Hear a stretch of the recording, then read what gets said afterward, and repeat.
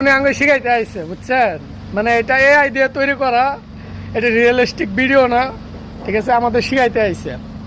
কার কথা বলতেছে অবশ্যই আপনারা একটু বুঝতেছেন, ঠিক আছে। কম বেশি ভিডিওটা অনেক ভাইরাল হয়ে গেছে। তো ভাইরাল হওয়ার পরে বলতেছে এটা রিয়েলিস্টিক না, মানে এটা এআই দিয়ে তৈরি করা, ঠিক আছে, এটা বাস্তব না।